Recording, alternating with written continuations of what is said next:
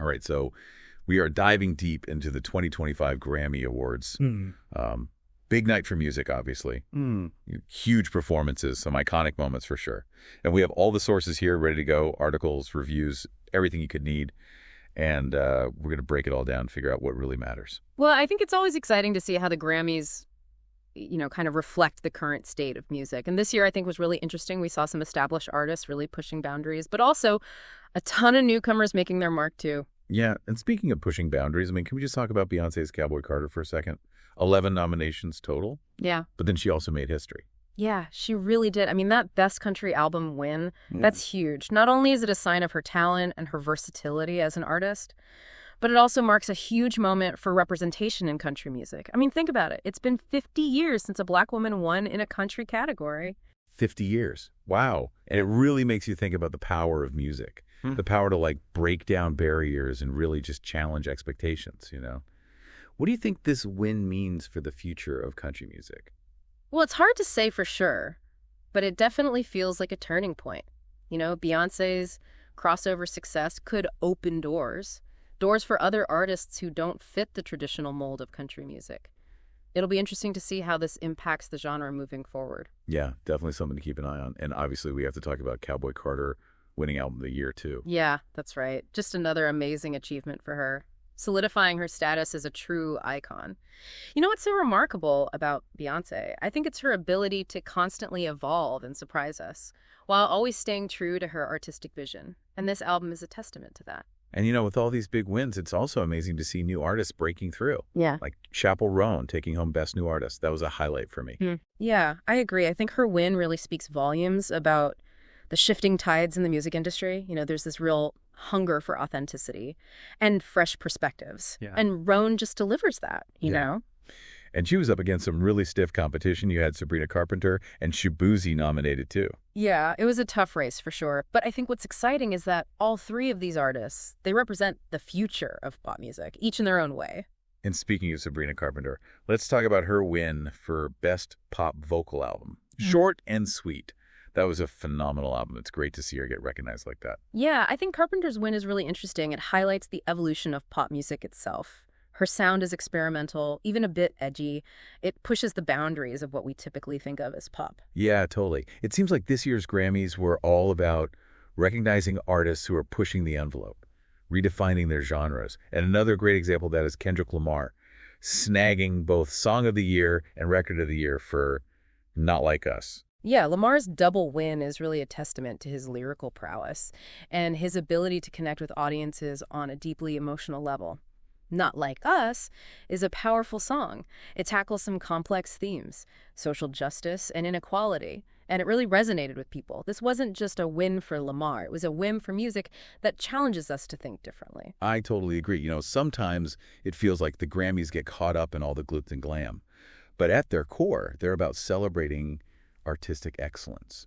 And Lamar definitely embodies that. I couldn't agree more. And while we're on the topic of excellence, we can't forget about the legends out there still making incredible music. Like the Rolling Stones, they won Best Rock Album for Hackney Diamonds, proving they are still at the top of their game. What does it mean to you to see these veterans still pushing boundaries and creating music that resonates with fans across generations? I think it's incredibly inspiring. It shows that music has no age limit, and that passion and creativity, those can thrive throughout a whole career. It's a reminder to never stop exploring and pushing yourself artistically. I think that's a message we can all take to heart, no matter what field we're in. For sure. So we've talked about Beyoncé making history, Chappell Roan representing a new wave of talent, and the lasting legacy of artists like the Rolling Stones. It's been an amazing start to our deep dive, but there's still so much to explore. Indeed. There are a ton of other notable wins across all genres, from jazz to global music. We'll be unpacking all of those in the next part of our dive. But before we move on, is there anything that's standing out to you so far? Or anything you'd like to dig a little deeper into?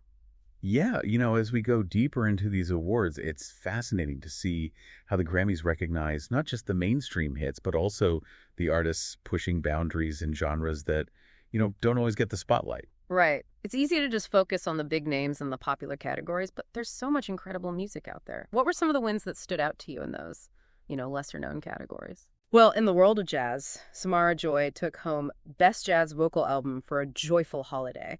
And it's a stunning record. She's got this incredible voice that just transports you, and her interpretations of holiday classics are both fresh and timeless. Ooh, got to check that out. And speaking of jazz, wasn't there another big win for Chick Corea and Bella Fleck? Absolutely. They won Best Jazz Instrumental Album for Remembrance, and it's a beautiful collaboration between two masters of their craft.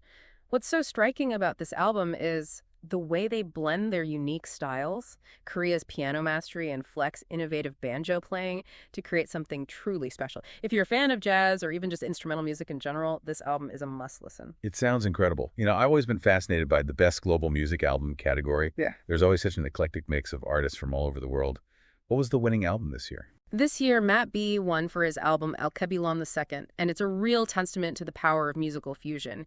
He collaborated with the Royal Philharmonic Orchestra, blending orchestral arrangements with traditional African rhythms and melodies, and the result is this incredibly rich and moving soundscape that transcends cultural boundaries. Wow, that sounds like a truly unique listening experience. It's so great to see the Grammys recognizing artists who are blending different musical traditions in such innovative ways. Absolutely. And speaking of pushing boundaries, we can't forget about Residente's win in the Best Música Urbana Album category for Las Letras Ya No Importan. I'm not as familiar with his work. What makes him stand out in the world of Música Urbana? Residente is a true innovator. He's known for his politically charged lyrics and his fearless approach to tackling social issues in his music. Las Letras Ya No Importan is a prime example of this blending Latin American and hip-hop influences to create a sound that's both powerful and thought-provoking. It's an album that really makes you stop and think about the world around you. What's interesting is that his win signifies a growing appreciation for artists who are using their platform to speak truth to power and address important social issues. It's amazing how music can be both entertaining and a catalyst for important conversations. Now, while we're celebrating these incredible wins, it's also worth acknowledging that there were some artists who maybe didn't get the recognition that some fans felt they deserved. The Grammys are always full of surprises, and sometimes those surprises come in the form of snubs. That's right. No awards show is perfect, and the Grammys are no exception. There are always going to be debates about who was overlooked or who should have won, and that's part of what makes these events so engaging. It sparks conversations and allows us to delve deeper into the music itself. Absolutely. Yeah. So let's dive into some of the biggest snubs of the night and explore why they've got people talking. All right, so let's talk snubs. The one that seems to be on everyone's mind is Taylor Swift's The Tortured Poets Department, not winning Best Pop Vocal Album. What are your thoughts on that? Yeah, that's definitely a talking point. I mean, the Tortured Poets Department, it was a critical and commercial success. And Swift has a huge fan base, so a lot of people were definitely rooting for her. Yeah, I have to admit I was a bit surprised to see her lose out to Sabrina Carpenter in that category. Yeah, I mean, Swift's album is strong for sure, but I think Carpenter's win, it really speaks to, the changing landscape of pop music. Her sound is so experimental and edgy, pushing those boundaries of what we expect from pop. I think maybe the voters were drawn to that fresh perspective. Yeah, that's a good point. And I mean, Yeah. Carpenter's album didn't just come out of nowhere, short and sweet. It got rave reviews and resonated with a lot of people. Exactly. This wasn't some, dark horse situation. Carpenter earned that win. It was a recognition of her talent and the impact of her music. Another artist some fans felt was overlooked, Billie Eilish. She was nominated for a bunch of awards, but didn't end up winning any. Yeah, Eilish has been a Grammy darling in the past, so it makes sense that some people were surprised Yeah. to see her shut out this year. Do you think this means the Academy is viewing her music differently now? Maybe. I mean, her sound has matured and evolved, and, maybe it didn't resonate with voters Right. the same way as her earlier work did. Or it could just be that the competition was really strong this year. Yeah, true. Thinking about all these snubs, I think it shows how subjective award shows really are. Oh, yeah, totally. What one person might think is a masterpiece could totally fall flat for someone else. And that's fine. That's what keeps music so interesting and diverse. It's all about perspective. But at the end of the day, I think it's important to remember the Grammys are just one measure of success. Definitely. An artist's impact goes way beyond awards. It's about the music they make, the connections they build with listeners, and the legacy they leave behind. So true. So as we wrap up our deep dive into the 2025 Grammy Awards, what's your biggest takeaway from this year's ceremony? For me, I think it's the sense of evolution and change that we saw throughout the night. From Beyoncé's historic win in country to Chappell Roan breaking through in pop music, we saw artists pushing boundaries, challenging conventions, redefining what it means to be a musician today. I love that. It wasn't just about who won or lost, but about celebrating all the different styles and sounds out there. Exactly. That's what we're celebrating. Well, that brings our deep dive to a close. We covered a lot. Biggest wins, most talked about snubs.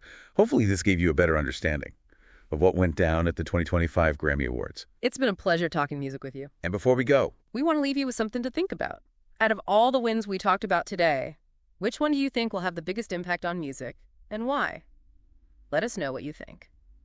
Until next time, keep listening and stay curious.